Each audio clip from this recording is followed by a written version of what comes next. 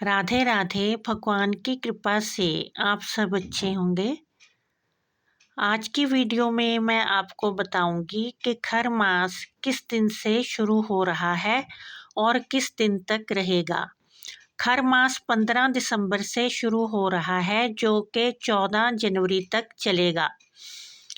जब सूर्य का धनु राशि में प्रवेश होता है तो खर मास शुरू हो जाता है, और जब सूर्य का मकर राशि में प्रवेश होता है तो उस दिन खर मास की समाप्ति होती है। इस मास में शादी, ब्याह, मुंडन, गृह प्रवेश ये कार्य बिल्कुल भी नहीं किए जाते, ये कार्य वर्जित होते हैं।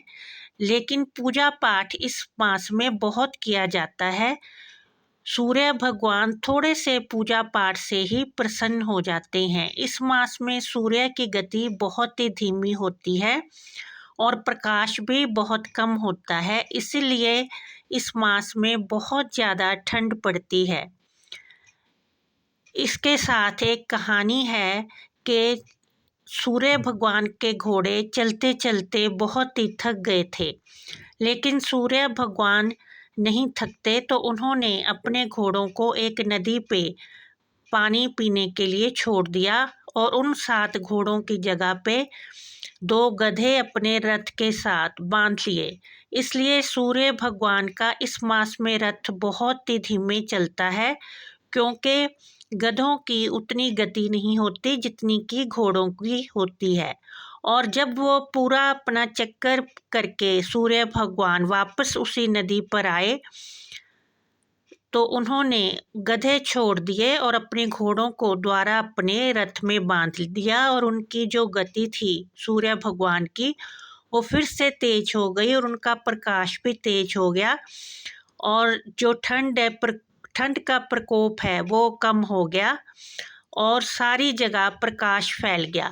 इस तरह से खर मास की ये कहानी है, इसीलिए इसे खर मास कहते हैं, क्योंकि खर का अर्थ होता है गधा। इस मास में सूर्य भगवान थोड़ी सी पूजा से ही बहुत प्रसन्न हो जाते हैं। अगर सुबह तांबे के एक लोटे में गुलाब और कुमकुम डालकर उन्हें अर्घ दिया जाए तो हमारे जीवन में धन धान्य की प्राप्ति होती है।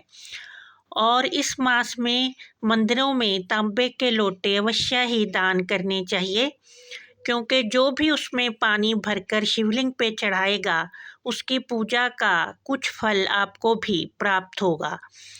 और इस मास में शिवलिंग का अभिषेक अवश्य ही दूध से करना चाहिए। इससे भी शिव भगवान बहुत ही प्रसन्न होते हैं और हमें सूर्य भगवान की कृपा भी प्राप्त होती है।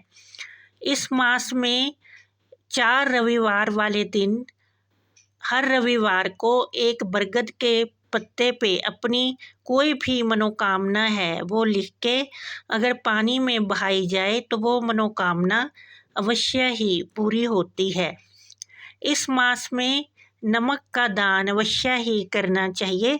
अगर सारा महीना ना कर सके तो रविवार वाले दिन अवश्य ही मंदिर जाकर नमक के एक पैकेट का दान करना चाहिए। इससे हमारे जीवन में अन्न धन की कभी भी कोई कमी नहीं रहती। इस मास में सूर्य भगवान का आदित्य हृदय स्तोत्र का पाठ अवश्य ही करना चाहिए। अगर हम सारा मास इस स्तोत्र का पाठ करते हैं तो चाहे हमारी सरकारी नौकरी की इच्छा हो, संतान की इच्छा हो, निरोगी काया की इच्छा हो, वो अवश्य ही पूरी होती है। और इस मास में गरीबों को गर्म कपड़े अवश्य ही दान करने चाहिए। इससे सूर्य भगवान बहुत ही प्रसन्न होते हैं और वो हमारे जीवन में अपनी कृपा बनाए रखते हैं। और इस मास में हमें अवश्य ही रविवार का व्रत करना चाहिए, क्योंकि इस व्रत को करने से हमारे घर में धन धान्य की वृद्धि होती है और हमें हर क्षेत्र में सफलता प्राप्त होती है। और इस मास में किसी भी तीर्थ स्थान पे अवश्य ही जाना चाहिए, जो कि बहुत ही फलदायी होता है। और जितना हम मंत्र जाप कर सकें उतना करना चाहिए, क्योंकि जब शुभ कार्य कोई नहीं कर सकते तो उस वक्त अगर हम भगवान की भक्ति करते हैं, मंत्र जाप करते हैं, तो उसका फल हमें कई गुना प्राप्त होता है। जय माता दी।